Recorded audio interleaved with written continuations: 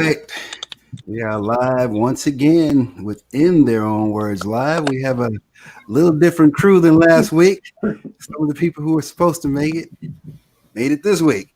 And we've also added the person that I love a lot, Miss Karina. Welcome.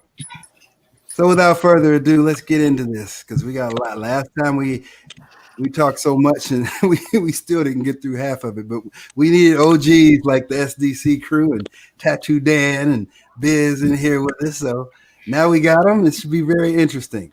So as I introduce you, please give me about 45 seconds to a minute background, little bio on you, and try to keep it brief. First up, we will have Miss Karina Nistal.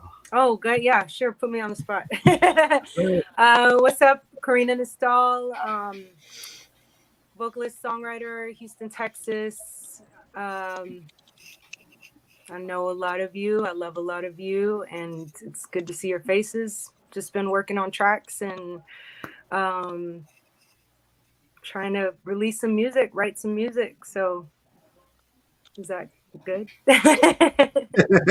I'm really bad at introducing myself. Okay. Next up, we have DJ Nimbus.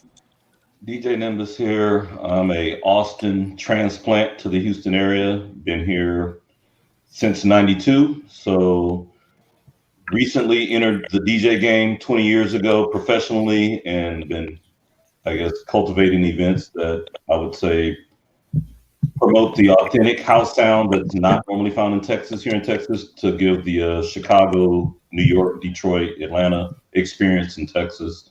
That's my contribution to the scene, pushing the music forward. All right. Next, we have Brother Jabril. Yeah, Jabril Abdul Sallam, a.k.a. Brother Jabril, a.k.a. J. Sallam, a.k.a. Jabril, a.k.a. 3 stacks. 4 stacks. a.k.a. Bad Motor Scooter. You know what I'm saying? For the real heads. So house music DJ, soulful dance music DJ from Houston, Texas. I live in Atlanta now. Still kind of holding it down as much as possible, but for the most part, retired DJ. Somebody has an echo. You need to turn down your speaker.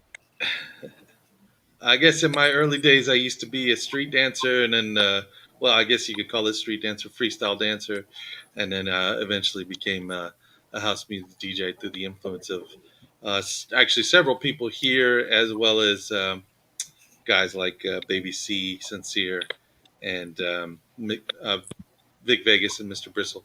So I owe a lot to them, everybody who was mentor to me. And then later on became co-host and later director of Solar Grooves, which later became Sync Radio on 90.1 KPFT. And that's pretty much all I got. All right. Next up, we have Dandelion. Hey, how you doing, everybody? So good to see so many of y'all here. Born and raised in Austin, transplanted, just like Nimbus. I transplanted to Houston in '88, and slowly worked my way into doing the grunt work with nightclubs. Then moved into events, and in a more recent time, data analytics and acquisitions and procurement for network television. With the New York company, and just enjoying life, really just enjoying life, and just supporting those where I can, and just and just happy to still be around old friends like all of you guys that I've known for 2 decades now. So I'm gonna keep it short so everybody else can have their time to introduce themselves. There you go. All right, joining us all the way from Colorado, we have the SDC crew, Don and Kelly. Hey, what's up? Kelly. Yeah, there's the bio. Why you are in Colorado, Kelly? I'm almost positive I know why you're living out in Colorado. Yeah. Already. Give us a little SDC history. Okay, event promoters, rave promoter, club promoter, DJs, 25 years experience. Throwing events at beaches and caves and boat parties and bank vaults and wherever we can make some music and have fun. Yeah. Right. Get in today. Yes. Wherever right. the police are letting us that ever. All right. Depending- DJ Beer's in the house. Stuff. Originally started probably 1983, 84. B-boy. Parlayed into DJing. Went from there. Moved from. I was living actually in Denver.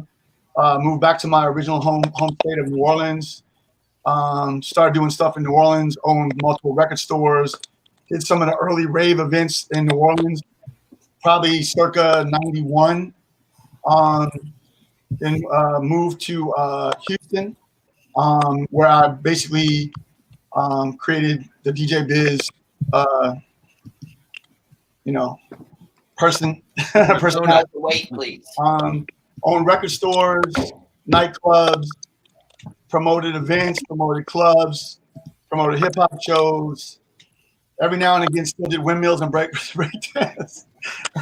Traveled pretty much all over the U.S. DJing, as well as throwing events. And now currently semi-owning a nightclub still, kind of. Kind of. No, Israel, you have to wait. So owner of record stores here in Houston, manager of record stores, just all kinds of music, really. Are we halfway down the resume yet? I mean, yeah, I gotta stop. All right, last but certainly not least, Tattoo Dan. Name's Tattoo Dan. First off, I'm really grateful to be here with this fine group of people that I've known for more than half of my life. I'm from Ohio originally. I moved to Texas in 1987. I got exposed to the early Houston club scene way long time ago. And then in 93, I went back to Ohio. And while I was living in Texas in the late 80s, early 90s, I got in a lot of trouble. I was a really wild young kid. I moved back to Ohio to kind of straighten myself out, change some things about myself. And my friend Suzanne, who I haven't seen in 30 years, took me to a rave in St. Louis, Missouri, and it changed my life. And I knew that night it was a party that got shut down, and the after party went to this guy named David Alter's house. And I knew that night that I was going to go on to throw parties. I threw my first party in 1995, and I moved to Houston in 1996, and I went on to throw parties at raves, clubs, house music DJs. I got out of the game for a really long time, and then I've started throwing parties again here recently. I'm divorced, I have custody of my 2 kids, and a big part of my life before I got married and what I believe God put me on this earth to do was be a promoter of dance music. And I'm finding that again. And I kind of lost it, and I'm starting to find my identity and figure out who I am as a single father and as a man who loves house music. And all I want to do is expose and dance with my friends to good house music. That's my goal in life for the rest of my life, man. That's what we're here for. So basically, let's get into it. What we're trying to do is trace the origins of house music in Houston and subsequently everything that happened. I mean, we got stuck probably in the late 90s, early 2000s by the time we ended the show last week. So let's go back. Since we have the real OGs in here now, let's start with well, first off, who is the OG of the OGs in this room? The 2 right down here, either Kelly and Kelly. Kelly and Dawn. Kelly. Well, Yeah. both of them though. Oh, geez, because we're all still here together. Okay, because what we want to find out is who threw the first party in Houston that's in this room right now? That's we know? DC. Mine was SDC. Yeah. Well, hold up. Albert, because I don't. That's Yeah. this, So- at least. If not If that you're I talking know of. about in this thing right now, then it would be Albert. Yeah, Biz had the Uh, clubs for a long Yeah. So yeah, if we're talking So- about house music, it's so different. Like Let me House give music, my though. interpretation real quick, and then we'll. So I lived in New Orleans DJing, and in probably '91 I came here. I was booked for an actual show here, and it was me and another DJ, Kais. This was like the early, and it's funny because Ultra 8 was wearing face masks back then with Vicks Vapor Rub, so they've been social distancing with face masks since the '90s. But that was the early sort of like London sort of rave sound. And then so I did a show here, and it was at the Commerce Street Art Warehouse, but it wasn't Commerce Street Art Warehouse yet. It was actually a 3-story warehouse that was empty. And a guy named, I don't know if his name was Benjamin or Sebastian, he actually threw the party, and it was the first warehouse rave that I actually DJ'd. In New Orleans, we were doing stuff at like old stores that would close down. It'd be like 1,500 square foot. We'd have like some data flash, or it wasn't even data flash. It was like the little strobe lights that you get at Party City or whatever. And then from there, I actually own record stores in New Orleans. So me and a guy named Spice, we were actually kind of pushing, it was rave music. House wasn't really a term yet, at least not that we knew of at the time. So rave was a big deal in that early rave style. From there, I ended up moving. I got in a little trouble myself. I ended up coming here to Houston probably in 93. And then I want to say, actually, I believe that the Matrix crew may have probably done a party that, because I was trying to remember, and I think, because I came, and I was like, just burly, piercings everywhere, dreadlocks, and the Matrix crew, they were kind of like, straight edge, clean cut, business attire looking guys that were like, midnight ravers, so just in aesthetically, like Chris Anderson was definitely a corporate business type guy, but he was definitely at that point the leader of, I think, that movement. So I come along, and here I am. I'm outlandish, loud, and obnoxious, and I'm like, man, I'm a DJ, and I'm originally a hip hop DJ, so I have that whole battle, attitude, and I'm better than everybody, and so I think maybe I may have came across a little bit strong for those cats, and they kind of didn't want to have anything to do with me. They were like, this dude is weird. I just didn't fit their aesthetic. So I said, you know what, man, I'm just gonna go ahead and do my own show. Now at this point, I had met the Rebel Crew. So the Rebel Crew, I was actually Westheimer Street Festival, which was an event they used to be huge. All the stores, Westheimer and Montrose. I mean, it was kind of the epicenter for everybody, like hippies, b-boys, graffiti artists. I mean, just at any given day, just all the different communities coming together. So I was walking down the street, and I saw this guy carrying records, and his name was DJ Sun. I didn't know at the time. I bumped into him. I'm like, hey man, you a DJ?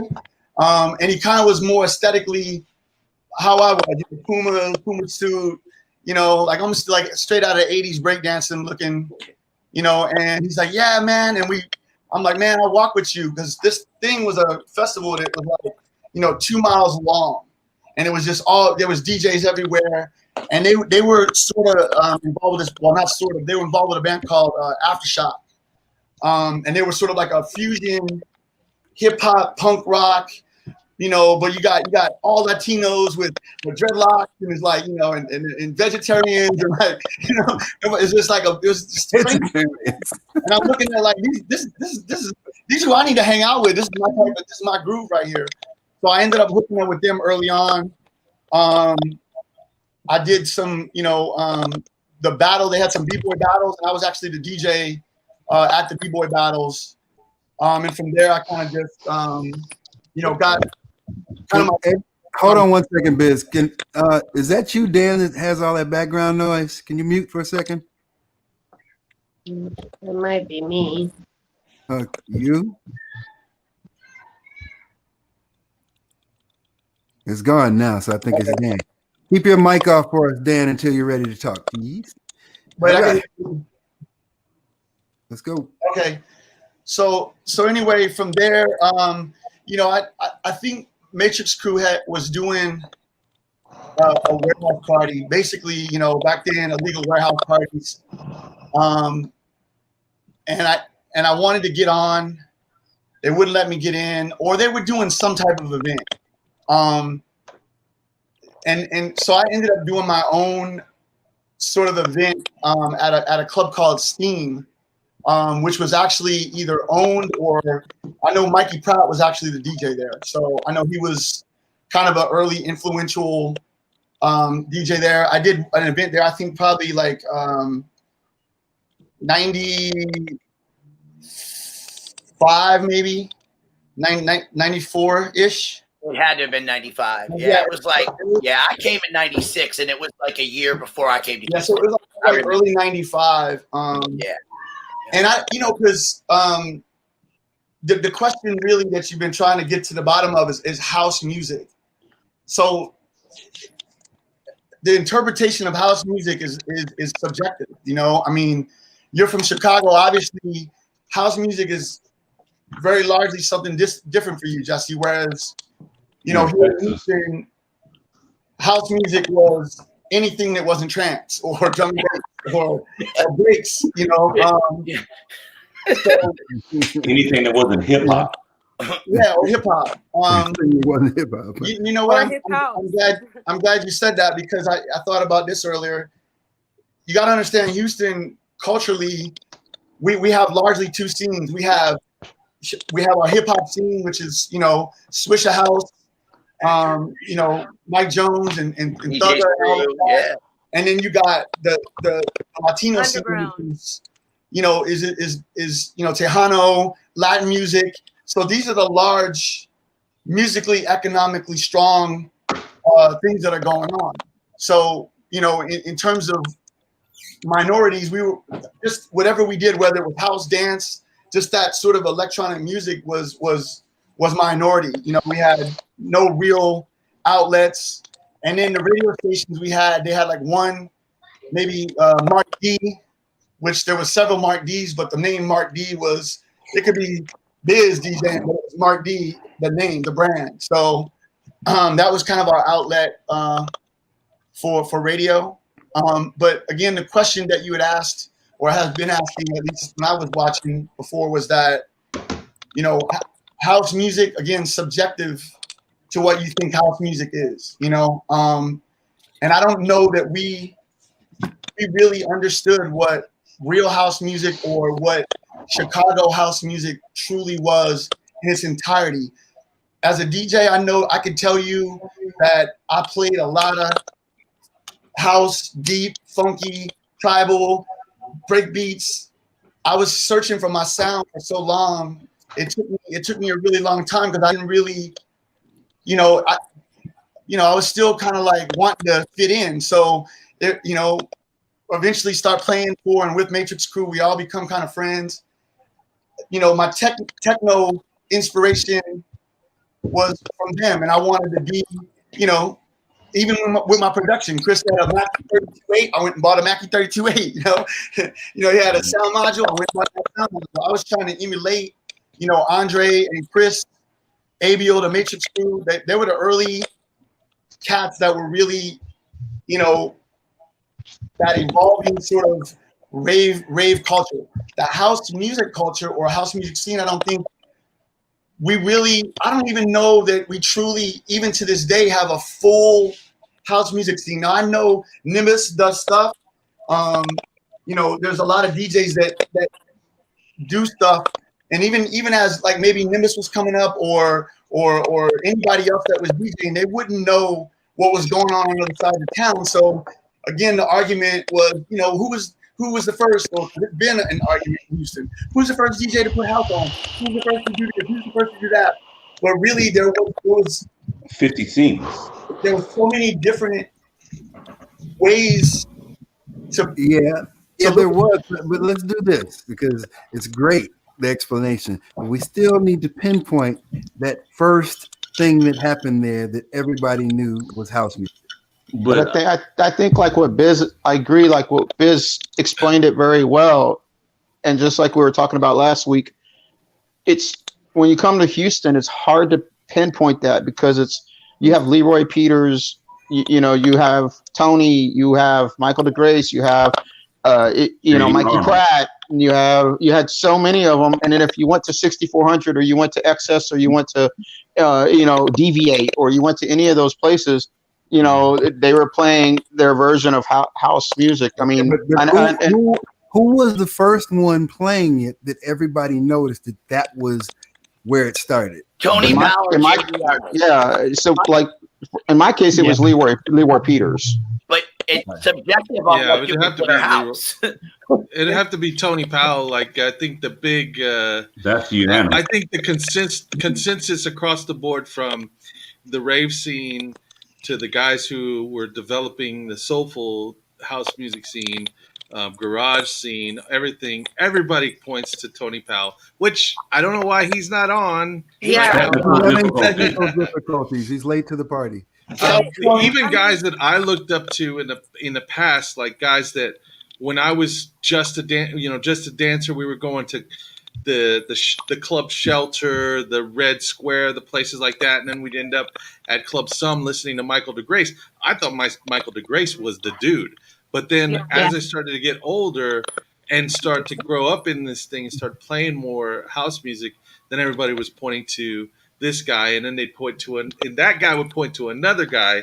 Mm-hmm. But just house music was so separated in a different world. And actually, Nimbus and I were talking about this earlier. How when I talk about because I lived and operated in like the mainstream nightclub scene for a while. That's kind of how I made my entry point into knowing what house music was, and then later on with Dan and Biz in the the underground electronic music scene. What I loved about the electronic music scene, and that's how I got introduced to you, Jesse. Hold on one second, Jabril. We still have some noise going on in the background. Everybody mute themselves. This is important. Everybody move. Don't move. Don't. Don't move. Here I go. No, but drop my coaster. All right. So what I thought was interesting and what I thought was important about the electronic music scene in general, when you talk about raves, right, is that it was comprised of several different scenes. It wasn't just a house music scene. Hold on. Can I answer this? I can answer Jesse's question, kind of. I want to say why it's so hard to answer your question, Jesse. And the reason is, so I moved here in 1987. Next to Albert and Jesse, I'm probably the third oldest person here. When I moved to Texas in 1987, Houston, Texas, ecstasy was illegal to have but illegal to sell. And you would go to the bars in Houston and you'd pay $50 to get into a club and they'd have bowls of ecstasy sitting on the bars. Okay. In the late 80s, undoubtedly, Houston had the best club scene in the entire United States. We had shopping centers with clubs that held 2,000 people. And when one club closed, another one opened. But in 1991, the police in the city of Houston destroyed the club scene. They ran all of the ecstasy out of it. They raided all of the clubs. You would go to a club, like literally, and you would be afraid that they would come in and they would padlock the doors. You'd get up against the walls. The original Litter Lounge was in Houston. I was there. And they made you show your ID on the way out the door. And if your eyes were dilated, they took you to jail. So in 1991, the club scene was completely disabled in this city. Okay, so then came Chris Anderson, Kelly, the Raves, the Matrix Crew. It's really hard to pinpoint who brought the first house DJ because the Matrix Crew was about techno. They brought techno DJs. They played hard house. So if you're asking if they brought the first house music DJ, now Kelly might have come on, and because I think of the big influence through Ethan Klein was a big part of the house and house and techno influence, to where between Kelly and Mark and Dan and Ethan, they had this collective of like they liked all different types of dance music. But they brought these house music DJs, I think, first. Like it was either Albert or Kelly. Albert did a little more like Candyland, a little more rave oriented. But when it comes to, we can't define it because it didn't happen in the club. It happened in the raves, and it could have been any one of 3 or 4 different people who brought the first house music. Or was now Tony Powell is in the chat room, and he said that he was playing. Well, he said he started playing house in 82, 83, but obviously house didn't start till 84. So he was playing that Chicago disco kind of house, we call it house music. He was the first DJ I heard consecutively play house records for a length of time. Now, when I would be where he would be at, I think it was Barcode was the club, I think it was called. And I remember him playing because I did a night called The Moor on a Wednesday there. And I remember going to check him out. That's kind of, I think, when we first met. And I just remember him, and the sound that he had was what, in my mind, definitively was house music.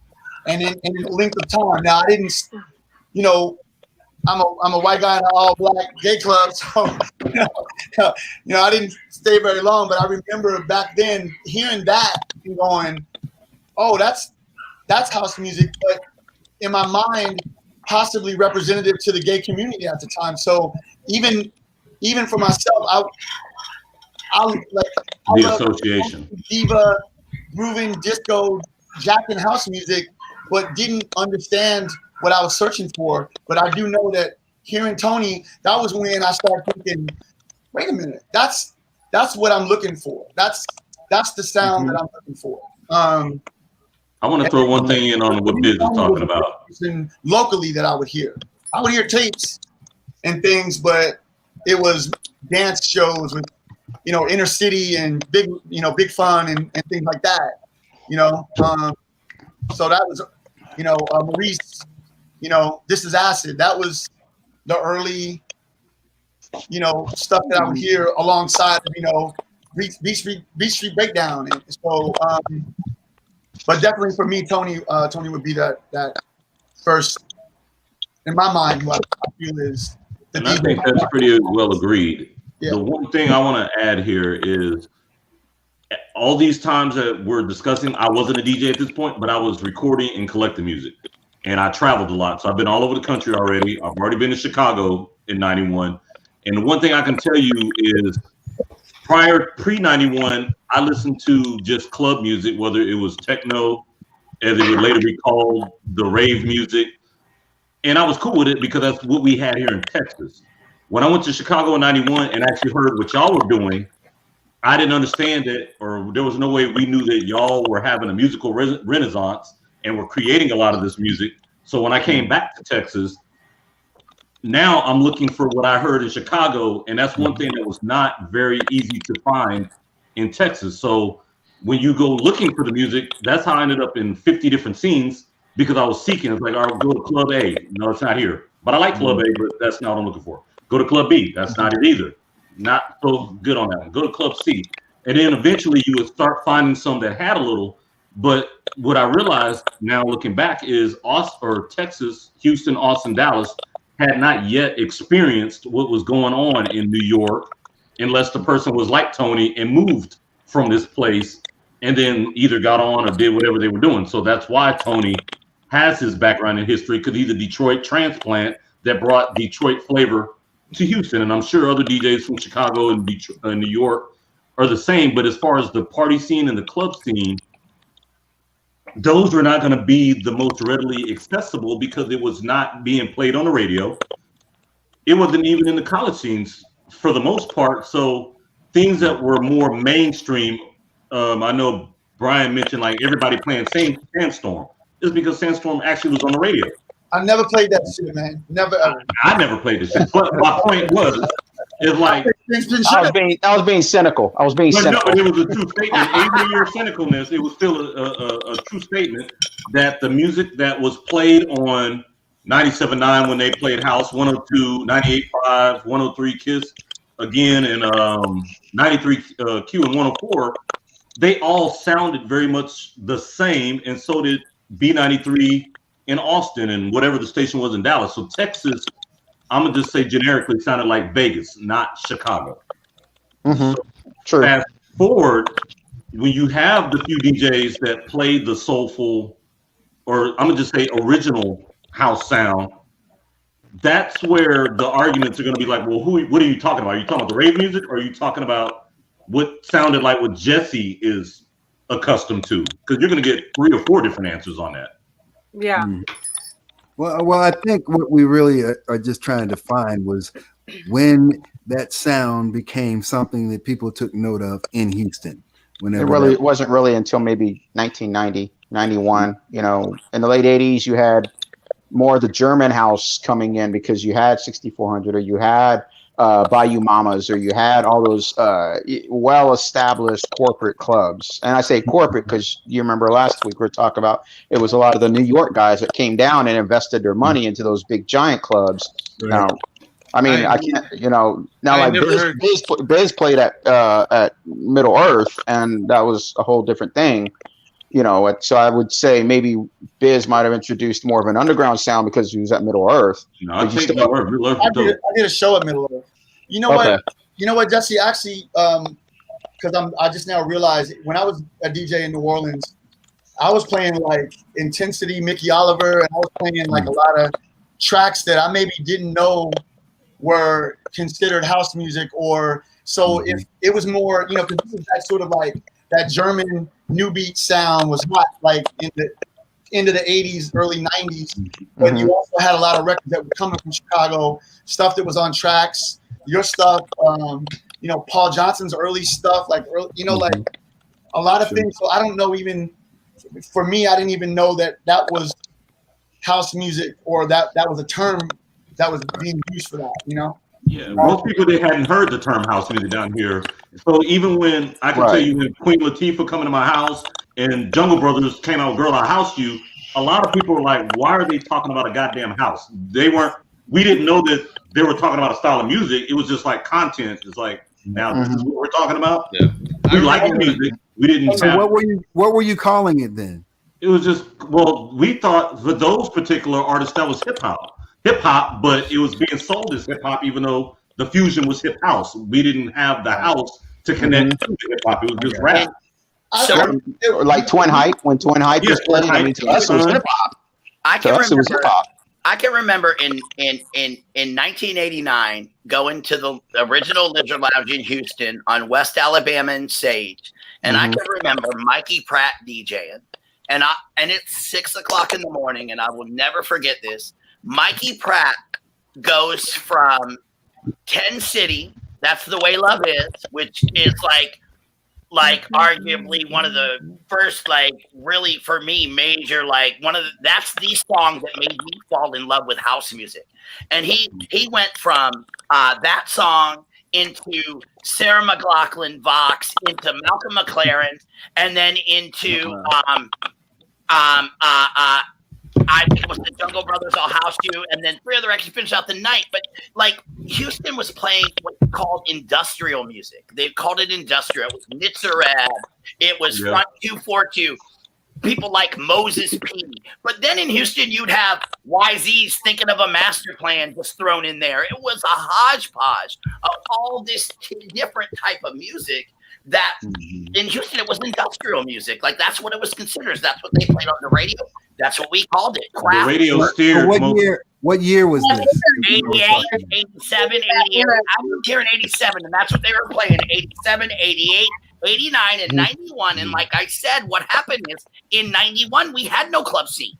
So we didn't get the radio exposure. So before that, pre-91, we had the clubs were live from the radio, like playing industrial house, hip house type music. Network. Lil Louis, French Kids, Rave, Break for Love. That was all of that stuff. And then we didn't have a house. We didn't have any club scene in 91, like hardly at all. Like it was pretty, the after hours clubs were gone, everything like that. And then we went straight right after 91 into a rave scene. And there was no exposure to that music except for raves. And so for years, 104 KRB went on to continue to play industrial music, even though there was no clubs playing it or anything. We never we didn't really get an exposure of house music on the radio like Dallas did. Dallas had a huge house scene in the early 90s because they had a radio station that pushed house music. They had Merritt. They had these people, and if a DJ came to Dallas to play a rave, he played on the radio that night. You know, they were bringing Ashley Beadle in 91 and 92 to Dallas. They were You see why we needed you here, Dan? Look how passionate he is. Look at that passion. Dude, this man, yeah, sorry, I get excited. I apologize. No, it's great. That's who I am, man. That is who I am. But I think we need to hear from Kelly and Dawn for a little bit. That's what I was about to say. Let's hear from Kelly and Dawn now. Well, I'm glad you brought up the industrial era because that's where Kelly and I met at Energy. Awesome. Perfect segue. Because before that, it was always concerts, underground concerts, mainstream concerts, and then it was Club Energy. Yeah. And then it was the rave. And my first time was the Nimbus party. I think it was that old stadium week. I'm not sure, but yeah, and that was it. You know, as far as being the first, that's really hard to pinpoint. You know, I will say as far as residents go, it would be Tony Powell, Michael DeGrace. Yeah, those two in particular. You know, J.D. Arnold. J.D. Arnold. Those were Leroy. Those were the local residents, you know, and that's when raves started, and then raves kind of had some heat on them, and then what we did was we actually started bringing house headliners showcasing house music. I guess that was in 2000, and we had a night called Community, and that's when we started bringing house music from all over the United States and the world, for that matter. We brought Lenny Fontana, Eddie Amador, Johnny Fiasco, Derek Carter. What about the Orbital? Doc Martin, Dub Tribe. You know, and that, you know, we started just house music in particular. Rhythm Masters played that night too when we brought them. I believe that's right. Yeah, Rhythm Masters. Yep.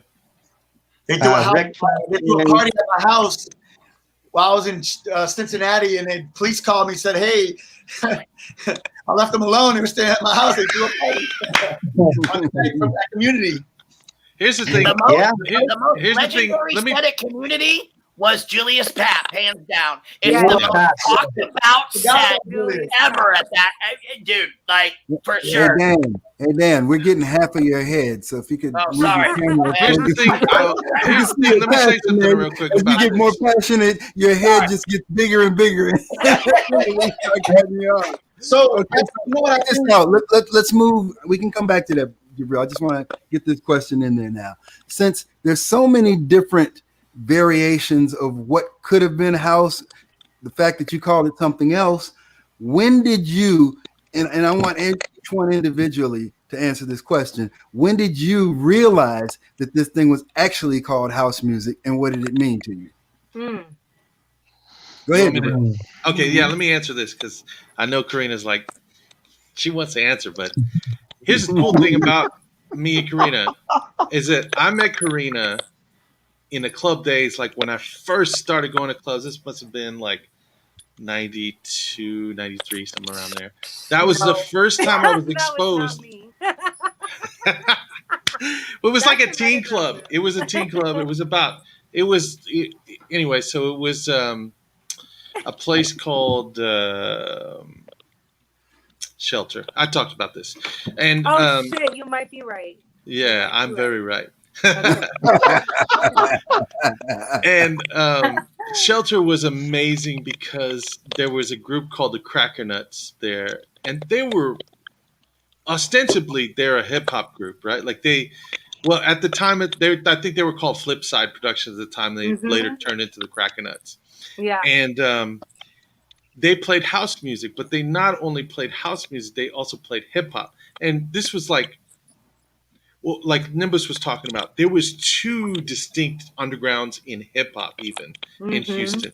There was the Ghetto Boys, the guys, Bun B, Pimp C, and then there was the guys like HISD, which that actually probably predates HISD, but the guys that kind of are for around that time. And then also there was the same thing with house music. You had these North Side guys, the guys from the West Side, everywhere they kind of listened to house music. And how I got exposed to it was through the mainstream nightclub scene, and everybody was like, oh, this is house music, and that's what I enjoyed dancing to. So I was a house dancer, even though I didn't have the obligatory New York City lofting moves or anything like that. I was still dancing to house music, right? Yeah. And that's what I loved and I enjoyed. And then of course, like I explained before, when I met Dan and we became roommates, that's when I really started getting exposed to like garage and what is like soulful dance music. Yeah. Right. All right. What about you, Nimbus? I definitely remember. So for me, okay, my bad.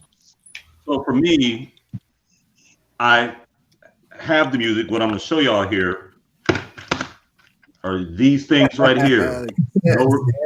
All of these, you probably can't read them. This is WGCI. Where's the camera at? Chicago. Yeah, so this is 98.5 KISS here, Houston. This one is Austin.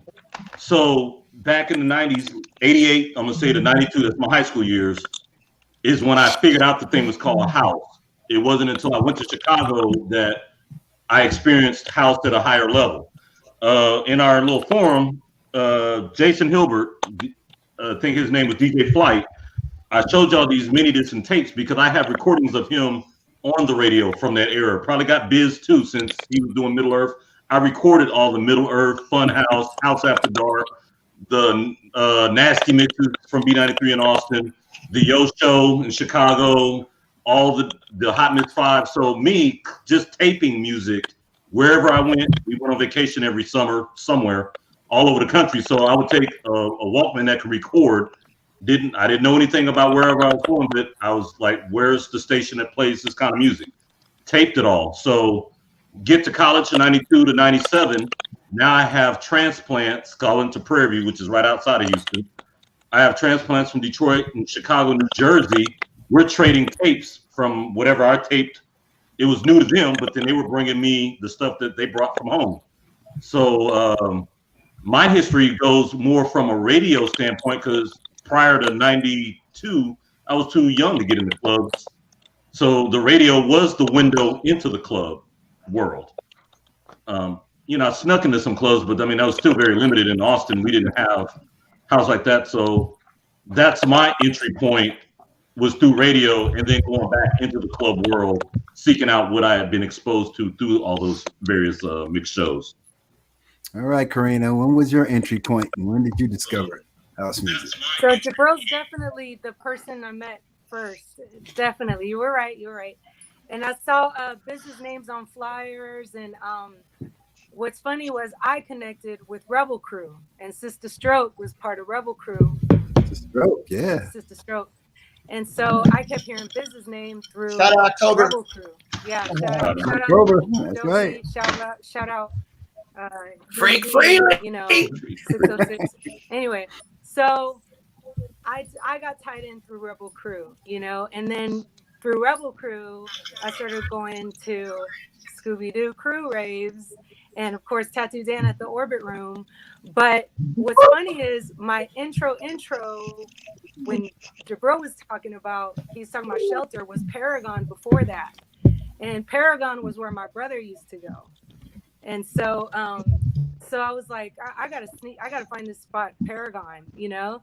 And then Paragon turned into Shelter, and all the dance crews were there, like just, you know, Winos and Life and, you know, Action Kids, and, you know, just all these cats were out there. And I was like, that's me. I want to do that. I want to be dancing, you know, because I was still finding my voice. And so Hey, Donnie, real quick, hold on 1 second. Donnie and Kelly, can you mute real quick? Because when you muted, that background noise went out. There you go. And when you talk, just turn it on. Okay, go ahead, Karina. You know, it was like a lot of fun being on the dance floor, and you know, hearing cats like the Cracker Nuts, you know, Baby J, Clean Cut, those cats. And then, you know, just being able to then start going to like Riches and see JD Arnold, and then the Wax and see like Rebel Crew, and then the Orbit Room and see Tattoo Dan's clique, and then Scooby-Doo Crew. Wow. Like that was an experience, you know, and shout out to Kelly and Dawn, because aside from Rebel Crew, Kelly and Dawn were the first ones who gave my crew a space to come and perform and rehearse. So October. Now, what was your crew, Karina? Well, Rebel Crew, but the girls Rebel broke Crew? off. So it was Sister Stroke and myself and Annette Music, Debbie Genuine. Now, what year is this? This is 90, 99, 98, 99. Groove matters. Yeah, I have your record too. This was like Keene, when they were at the Keene warehouse. You know what I mean? Like right there, Papa Burger, like that was the spot. we got to talk about that now. We have to talk about that for sure. We got to talk about that. Let's go. I give so much love to, you know, these cats who put me on, like we would go rehearse at their spot, you know, they'd be like, you know, come rehearse, and then, you know, we'd be at Trippin' the Love, you know, or we'd be at one of Business Raves, or, you know, whatnot. And Brian fell in the mix somewhere in there. I met Brian, kind of hard to pinpoint, but Brian was through all of that. So, you know, there was a connection all through there. But shout out to all the crews. That was my intro, was dancing, and then being able to go and rock these parties. All right. Hey, just to clarify real quick, you know, Kelly was the person who discovered the Orbit Room. That was basically Kelly. Yeah. Kelly. Oh, okay. Yeah. So Yeah, we Go ahead. I don't want to take that from Kelly, and we did a Wednesday night there. It was great, but Kelly definitely found that venue, put it on blast through parties there. And I know in what became our scene, which was a love-hate, you know, I'm sure Kelly wasn't too happy with us being there, but, you know, Kelly's a good dude. So he was underliningly like, what are y'all doing in my neighborhood? But we're all young. Kelly always had the spots. He always had the badass party spots, you know, like Kelly. Always. Kelly, tell us how you found all these wonderful spots. You know, I just drive around and look for locations that with all the speakers on it. But hey, I'm not gonna lie. Honestly, I believe Tony Powell is actually the one that hooked us up with the Orbit Room. Yeah, incognito. He was doing. Right. Yeah, he did. Yeah, it was Tony. Yeah. Dude. And the reason people get it so confused. I mean, the Orbit Room is because Tony Powell hooked up the Orbit Room for us. One of Kelly's main partners was named Dan, and so people get the Orbit Room confused and say, "Oh, you were Dan from the Orbit." No, I did Trippin' the Love Wednesdays at the Orbit Room. The Orbit Room was not. It was not my club. It was Kelly, Dan, and Ethan and Dawn. Like that's the Orbit Room. That's who threw the Orbit Room parties. We just did Trippin' the Love Wednesdays because Trippin' the Love was every Wednesday. Yeah. Right. I just looped you in there, Dan. I just looped you in. All right, Kelly. Go ahead, Kelly. You still have the floor. Yep. Tell us about some of those great venues and the parties you guys threw back in those days. Well, we also had the hangar, and the hangar was an old blimp hangar. We did that for a few years. Yeah. We did a bank vault. Our very first event was in a I think they even tore that skyscraper down. We threw one event there, I played that. and I was there. New World. New World, yeah, that was in a vault. Was That was really cool. Kelly, what year was your very first party that you threw? That was March 20th, 1996. All right, we got the Wow. exact date. Yeah. He would That's go it. around. I mean, just in driving, he would constantly see a building and, you know, be stretching his neck to check it out and have to turn around and go find it and drive around the block. And, you know, that was a very common occurrence. Just driving around doing everyday stuff. But How'd you all find the warehouse? Yes. I was just about to ask about that. What's that? How'd you find the warehouse? The The STC warehouse. warehouse. How'd you find it? Yeah, good question. That we lived there 13 years. Oh, no, it was not a Wheezy property. It was, you know, this guy Aaron Wheezy did hook us up with a lot of warehouses on Commerce Street and all through the warehouse district. But the warehouse we lived in for 13 years, I think I just drove past it and there was a for rent sign, you know. And there was an artist that had lived 7 years. He lived there 7 years before we moved in, and it's just been an art building with music for 20, 30 years. They finally tore it down, I guess, 5-10 years ago. Yeah. Tell us about some of the most memorable events or happenings over there. Oh my goodness. That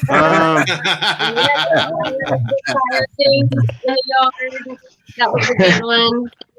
Can I share about them real quick? Go ahead. You got what? Gosh, I don't know. Let me share something. Like I never, so I come from like a different kind of world. And well, I mean, you know, like from the hip hop world, you know what I'm saying? Like it was just a different kind of scene, and going to a place like the STC warehouse was incredible, where you walk in and it was a bus, an abandoned ass bus, just sitting in the middle of a parking lot, and somebody's DJing in that shit. And you're like, what is going on?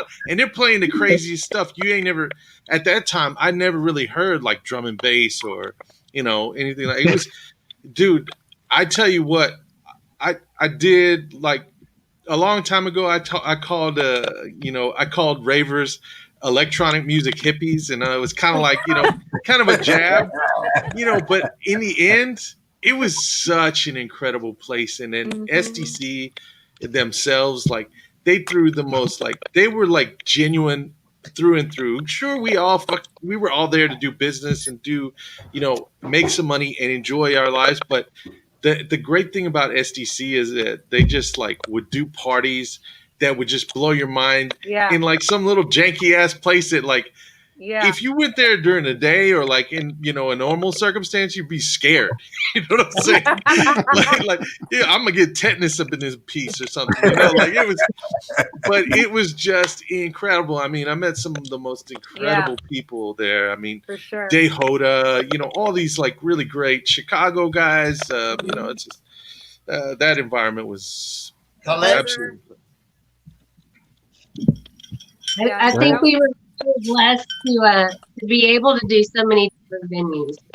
You know, like I don't know how easy that would be in this day and age, but I mean, even before COVID drama, but, you know, my favorite I think was at the Longhorn Caverns in the cave, and of course the silo. Like that was one of those that Jabril was talking about. The beach parties. Beautiful venue. The Beach Party Boulevard. Beach parties. Man. Love Fest, baby. On the top 10, you know. But I definitely feel blessed that we were able to do that, and I just think it's cool that like all of us are still going strong, and you know, now we've all matured a lot, and you know, Some of us are So just we're no. a big music family, you know, all of us together and individually with our own crews. And, you know, it's really cool that the people that still go to our parties, you know, we've grown up with, so to speak, or for the last 25 years, you know, all of us and all of our participants and everything, you know. So I gotta tell y'all real quick. I've told Kelly and Don this several times, but I was on tour with Rebel Crew through the UK, and somebody had a best rave crew party book, like worldwide party cruise, rave party cruise, and they were in there. They had done like a section on Scooby-Doo crew. And I've been looking for that book, but it was so great to like be across the world and see you guys' name in a book. You know, it's like you guys put Houston on the map for rave experiences, and it was awesome to see that. Nice. I think that if you asked the question to Kelly of how did you find that venue? Like, I think if you were a true rave promoter in the 90s, you spent half of your life driving around looking for a venue, man. I mean, I spent so much. My ex-wife used to hate driving with me because I would go down side roads. I would veer off here. I'd see something far away and have to go look at it to see if it was a potential venue, because they were so like hard to find, and you always wanted to find like the coolest spot or the biggest spot or just a place where no one would ever think about throwing a party. And I went to parties in the Midwest for a big part of the first part of my rave scene, and I went to parties at the Kentucky Race Park where they trained the horses, and saw Ricky Houghton in Kentucky at a party called Escape Velocity. And then I went to a party in the mountains in Baltimore. I went to a D-Jack's party in Chicago at an abandoned, at a closed down meat packing plant right on the water. Like, and I knew all the promoters who threw those shows, and they can tell you that they drove all over and just veered down roads, and we always would catch a sign. If something was for lease and it looked like you could throw a party, dude, I'd stop in the middle of the road, stop my car, almost get in an accident so I could write the number down because I didn't have a phone. Because that's what you get to find venues, man. Like, if you're a promoter like Kelly and I were, like, you strived for that. It's just something that was inside of you. I still do it. I still look, oh man, oh yeah. You can't help it. So Kelly and Don brought me down just real quick for an event they did at Sam Houston Raceway. That was what, 2001 or something like that? It was kind of a nightmare too. So how did you end up throwing an event at the Raceway? I believe Dan found that one. I think the news actually came on that one. I think that one was on the news.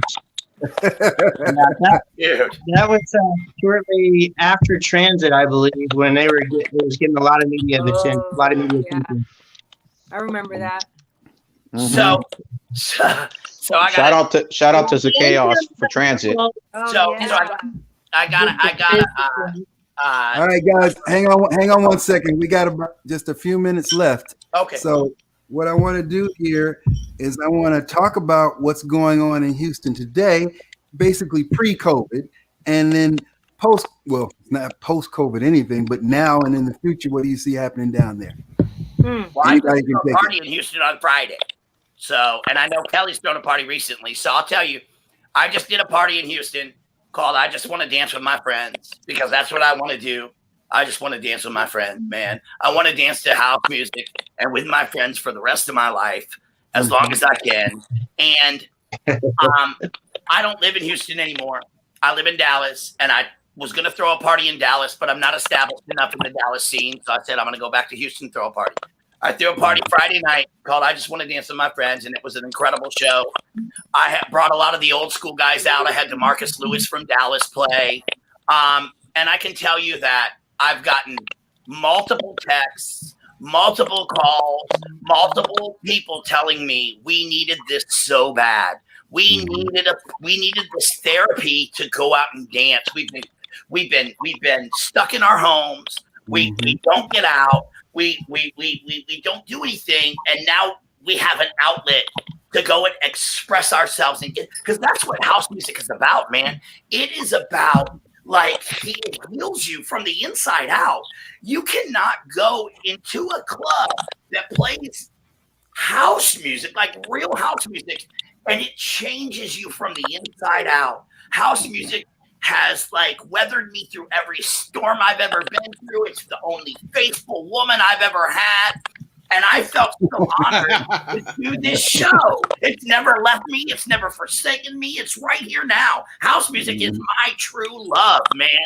And I was able to provide an outlet, a safe outlet for people to come out and get this last year of COVID and everything that was going on with them. I gave my friend Jermaine Flowers a shot to play, man. He's been struggling with life. He's had a really rough time, you know, and he came to me and he's like, you don't know how bad I need this, man. He goes, I need to take everything that has happened to me in the last year and put it out on the dance floor. And to be able to still give people an outlet to get their feelings out and to just let their cares go and dance to house music for 25 plus years. It's amazing to me. I'm doing the next one the day after Christmas with Mike Dunn from Chicago at Bauhaus in Houston. I just want to dance with my friends number 2, and I hope everybody comes out to dance the night away with me. Sorry. All right, Ben. So my thing for where we were, I was doing exposure prior to COVID. For those who aren't familiar with exposure, it was my attempt to fill a void that I think Texas has had as far as exposing Texans and people to, I'm going to say, authentic house regularly, because tech house is the predominant sound here. So Jabril has DJ'd the event. Almost every, I'm going to say, soulful DJ in Texas I've had, and I've brought many from around the country. And I basically tried to cross-pollinate DJs in, I'm going to say, circle A, B, or C with the ones of D, E, and F.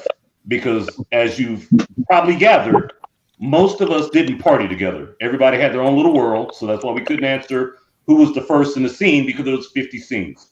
So I tried to go take people from each of the scenes and get them to meet each other and learn about the other side of Houston. You know, that there are more than just the two little scenes of house. There's a big world of house. So that was pre-COVID. Now that we're in COVID, I'm not doing that event now, but I actually talked to Bauhaus because that's where I did the event. So we're looking like we're probably coming back in March.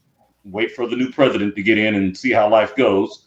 But in the meanwhile, I am DJing at Uzo Bay, a restaurant. So I'm not in the club scene, but I'm still putting the same house music that I would have played at Exposure in a restaurant venue, so you can at least dine and enjoy real house music in a different space until I come back with the Exposure. And I'll be playing with Dan for the I Just Want to Dance with My Friends too. So I'm still very active, you know, in the multiple scenes. We're collaborating, working together. Me and Jabril will probably do something at some point. You know, he says he's retired. He ain't retired yet. And then me and Biz. I mean, like I said, me and Biz, he DJ'd at the place that I'm currently DJing at. That was pre-COVID, and then afterwards. So I opened up a nightclub, and then I'm gone. Right. All right, Biz, what do you think? Man, I want to say this because the whole culture that is encompassing whatever sound you want to call it, I think is largely responsible for all of us. And there's really no beginning and there's really no end. We can go even further back. I think Mark Zipchek, who was originally a Scooby-Doo person, did stuff with Moby here. So you can keep going back and back and back, and then keep going forward and forward and forward. I know that all of us here on this page right here have all been a part of it for a very, very long time. And we're all in some way, shape, or form responsible for things. Whether Kelly was bringing house music, Dan was bringing house music, I was playing house music. If it was called house music, if it was Tony, if it was Jabril, as Nimbus comes later, he brings his style and his scene. It, you know, It's all interwoven. I used to hate the plur thing, but we was just plurring the fuck out of shit. You know what I mean? You know, and it was a love-hate kind of blur though, because I know me and Kelly would go at it, and then me and Chris Anderson would have beef, and then, you know, and it was, but it was that, you know, Mayday, you know, and gotta move, and locking venues in and fighting over dates, but this was what made, you know, I often look at my influences like not like Prince or Michael Jackson in terms of what I was doing, but more like Kelly's parties. But I wanted to do better than Kelly. So if I ever said to myself, you know what, fuck Scooby-Doo crew, I'm going to throw the best party ever next. And if Kelly said the same thing, or if Mayday said that, or if whoever said that, that's what made us, like, looking back on it, we can all laugh. But at the time, man, I'm sure Kelly wanted to kill me sometime. You know what I mean? I locked in a venue for 3 years, every 6 weeks doing a show that he was mad. He's like, how could you do that? How could you do that? You locked in the one venue. And I'm sure that made Kelly go, you know what? I'm going to go find me a better. Fuck the eyeball. Fuck it in that room. I'm going to have a better. These things were, it was inevitable, you know. There's 12 promoters and 4 Saturdays in a month, you know. Yeah. Now dates were a problem. Now we're all a lot older and a lot wiser, you know. And I think now what we should do, you know, since we're all still around, like Rebel Crew and Pearl Lion and Dan and Biz, and I think we should also an outdoor festival because Mayday. we can do that safely, you know. Because now we all get along probably better than we would. Yeah, don't you remember we did that when we were all younger? It was called Texas Electronica Festival. That's right, yeah. But we're older and more mature now, and more older and wiser. I can't count on both my hands how many screaming arguments I've been in with Kelly out in the middle of the street somewhere, man. But I have so much love for Kelly. Those arguments forged a solid relationship between the two of us. I'm a very abrasive person. I am not an easy person to handle. I talk loud. People think I'm yelling. Kelly would be like, dude, don't yell at me. Who do you think you're? But through that, we forged a friendship. We forged this camaraderie. We learned how to deal with each other, and we made it work. Like, oh man. Hey, you know, like I look back on those things, man. Sorry. You know, Don's on to something though. Maybe we should all do something when we can. Maybe, sure. Yeah. I would love to. Well, like Kelly was saying, there were 9 crews and only 4 weekends. You know, it's not like that anymore. only the true people are still around today, and you know,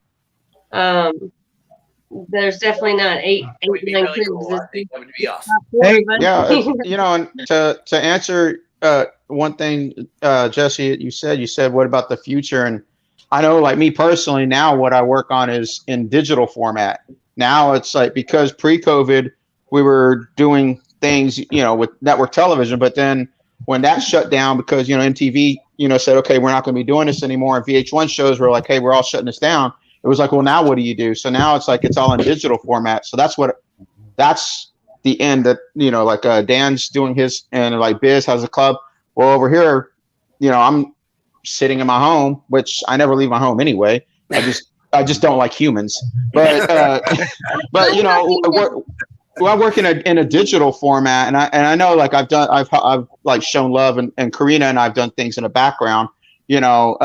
So it's like, yeah, to answer that, where is it going in the future? Hey, if you can't make it to Houston to be at one of Dan's parties, or you can't, you know, be, you know, at an SDC party, fine, digital format, because that's another part of the future of where these parties are going. And I'm lucky to be able to work with YouTube, and I'm lucky to be able to work with Twitch, you know, where we can broadcast that. You know, we can make sure that you're still a part of it. even if October is stuck in London, but she wants to join in and watch what we're all doing, well, that's where the future's at. Yeah. So that's just one thing. And that the future is in outdoor things also. Absolutely. Definitely outdoors. Hey, and one other thing I want to say that's kind of been on my mind a little bit, because I listened to the last show you guys had, and there was some talk about, I think there was something that was said about Hassan coming and doing, the Cool World stuff and his affiliation, and I guess there was a question of, how people felt about that. Hassan had affiliation. I was his resident. I moved to San Francisco. I did like 36 cities for him, toured all over. And we wanted to do it in Houston. We brought it to Dan. Dan put together everything, and a lot of people kind of look at that because of the fail that it kind of ended up being with, the police and all that. Yeah. They think that was kind of like the beginning of the demise. But, and I want to say this because it's always bothered me a little bit, is that I feel like Transit was actually one of the biggest party probably that was ever thrown here. And I know that, no disrespect to Scott, man. I love Scott. He's got a skate park. He's doing big things. But when he came here, he didn't really have an affiliation here in Houston. And he ended up getting the venue that I felt like should have been like a Kelly or myself, because we'd already been here for years, working hard, doing the way. I mean, I got flew, shot at, kicked out of nightclubs, promoting, and then here comes Scott. Again, no disrespect, Scott. I love you. See this? We boys, it's all good. But for many years, I felt like this is something that somebody locally should have done. And to have this kid come in now, he was a raver kid, came in with the baggy pants and everything. He was young, and he connected directly into, the younger rave kids where, like, Kelly's a hippie.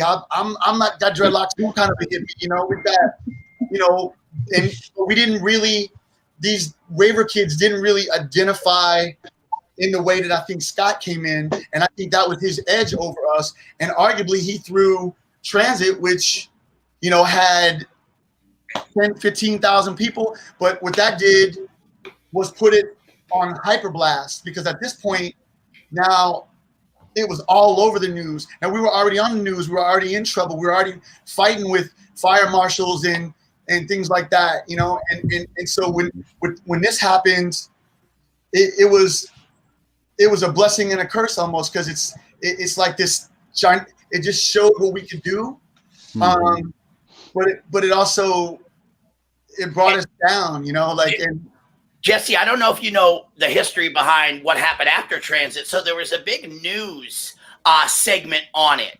And it was about I remember the commercial like it was yesterday. It plays this music. It's Tony Kovaleski on Channel 2, plays this techno in the background, and it's like raves, music without melody. What are your kids doing at night? Because at that time, Houston has a curfew law. Between midnight and 6 a.m., you can't be outside if you're under the age of 18. So what happened is, Chris Anderson and Tom Arthur Bunch came out with a new way for us to do parties, and we did lock-ins. Between midnight and 6 in the morning, you were not allowed to leave the show if you were under the age of 18. So you put that disclaimer on a party, and you could do a party all night. You check people's ID as they leave the door. If they're under 18, their legal guardian has to come pick them up. Well, that didn't happen. Tony Kovaleski sent his son inside with a camera undercover, his 16-year-old son. He goes inside, takes all these videos, just walks right out like it's nothing. It's all over the news. Then all these people call the news and say, this isn't right. This isn't what these raves are about. This guy was from somewhere else throwing this party. This wasn't the Houston scene. And they called a public forum. And 150 of us all went to Channel 2 News and spoke out and said, this party does not represent Houston promoters. It's not like, this was not us. We don't do our shows this way. We are strict. We keep to the way it's supposed to be. And we had a public forum, then we had another forum, and it softened up the news a little bit, but we were getting too much publicity by this time. And then Cyberfest happens, and it's a big freaking debacle, dude. It's the one. Sasan passed out in the courtroom when they filed an injunction against us. I was right next to him. I did I made all the commitments to all the Texas people to pay. Sasan handled all the big name talent, right? I had to sneak out of that party. I had to pay a raver $500 to put me in his trunk because the DEA and the police were looking at me for some reason, and I had a backpack with roughly $30,000 in it because I made commitments to pay every single person in Texas that I dealt with, and I took that backpack and I snuck out of that party and I walked home almost 7 miles, and then after that I paid every single person I made a commitment to pay. Wow. And the ticket locations, too, Dan, if you remember, all the ticket locations we set up. Yeah. So we got all it also ruined the beach party, sort of. Yeah, that's crazy, man. Like so, that, yeah. Let me say something. I think more to like what you're talking about, Jesse, for the future. What I think needs to happen, what I think would be really important for each city is to kind of have their own griot. You know, if you know the legend of the griot in Western Africa, you know, a way of kind of sharing the experience of the history. And what we're talking about is, of course, house music. You know, and house music for Houston goes so far back. I mean, after the last time we met, I sat and just kind of looked at different things, like looked up different parties, and guys like Scooter Bearden came up, who we really haven't really talked about. You know, that's part of the gay scene, which Dan kind of touched on. But just having a complete kind of rundown of like what it is, what Houston house music looked like in the late 80s, early 90s. It's important, you know, for continuation of what we consider house music, you know, and that's not talking genre and distinction, whether it's tech or, you know, deep or soulful or garage or, you know, Chicago or New York, etc. Overall, I think it'd be important to have somebody who is that mainstay, somebody who can keep that kind of ideal alive, keep the history alive of the city. I mean, because I'm sure Houston's not the only city that's ever experienced a divided scene, you know, divided amongst their west side, their south side, just like you guys have. And we Nimbus and I were talking about this, you know. Chicago had the same thing, you know. We had the like rival scenes and all of that stuff, but somebody who could kind of keep that alive and really you know, and I think that's what's great about your format now, Jesse. I mean, is the podcast and kind of like exposing that scene to people, these different scenes to people. So I think that's important for the who wants to be Jabril, the house music historian in this room? Oh no, I was gonna just feed off Jabril real quick. Is that, you know, he said something that I think all of us have said tonight, and that's the important thing that is to remember when it comes to Houston's house scene or Houston's music scene is that we were all young and we were all trying to find our place. And it, you know, it didn't matter if you were a DJ, a promoter, or a DJ that turned a promoter.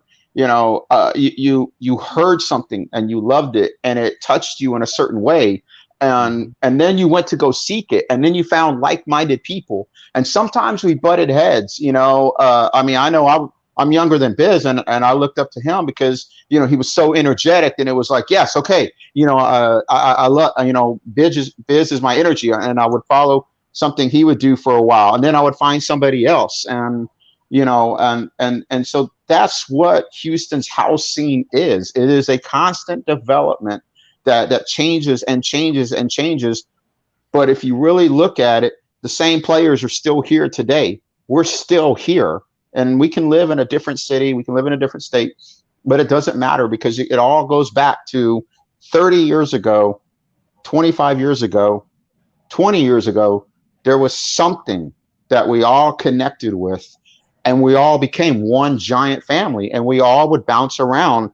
Sometimes it was Biz playing, garage, or sometimes he was, or it might be Chris Anderson playing, a Matrix event, or it might be, Ethan Klein playing an SDC event. It just seemed like there were seasons, and reasons, and there really wasn't a, oh, I'm only going to this because it's that. We would go and support each other. We would go and listen. What are you doing next? Because we didn't have what New York had. We didn't have what Chicago had. We didn't even have what London had. We had what was ours, and that was Houston. And if you weren't from Houston, I think anybody here can agree. If you weren't from Houston, it was kind of like we looked at you like an outsider. It was like, this is our scene.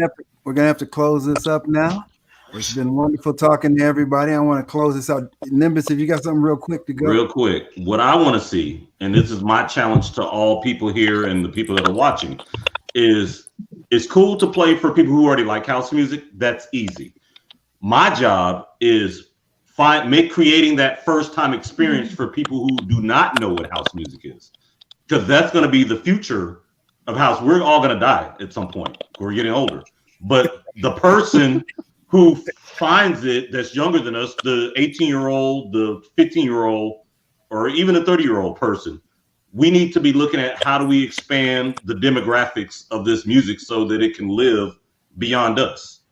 And I think sometimes we get caught up in throwing the parties for the moment. We aren't actually looking at the future. All right. Sure. I want to end it with Karina and what you think about the scene pre-COVID and where it will be from here on out.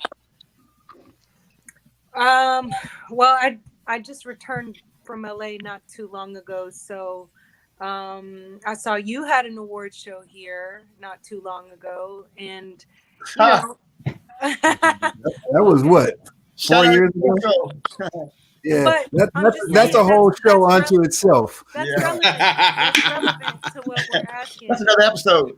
I would love to see, like Nimbus said, piggybacking off him, just us expanding to another generation, and that could be hard because of what we deal with. I love most everything that comes out of here, but you've got big artists like Megan Thee Stallion dominating music right now, so I would love to see house music expand and like those interactive experiences like what SDC used to have.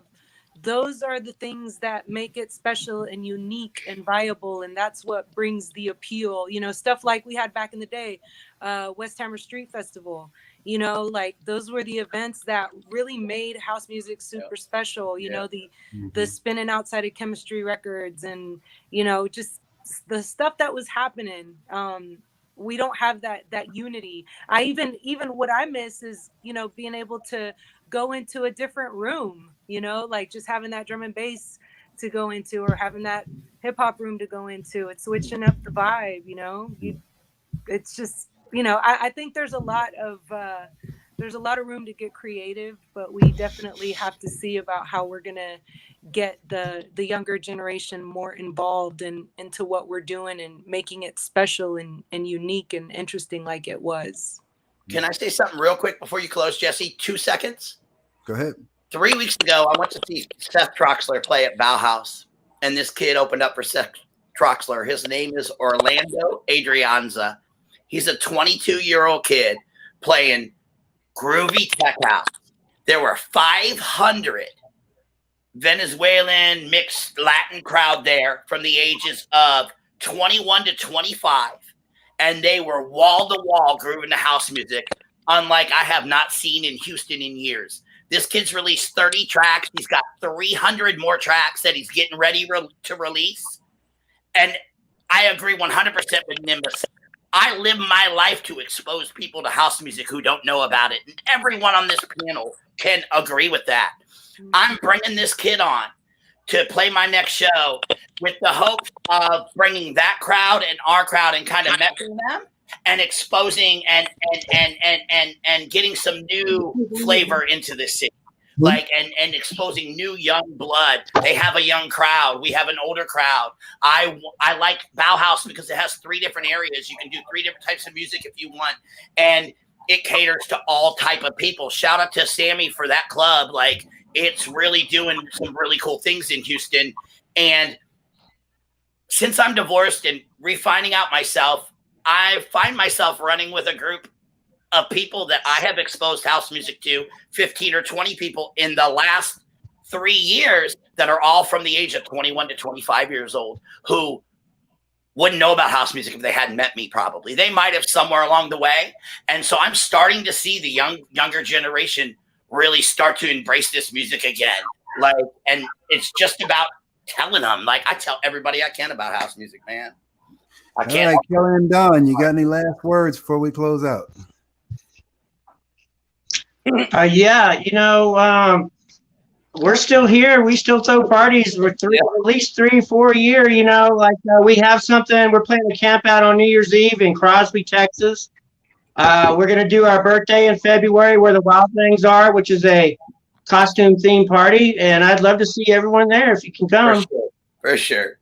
All right, sounds good. And Well, thank you all. We all get to party outside.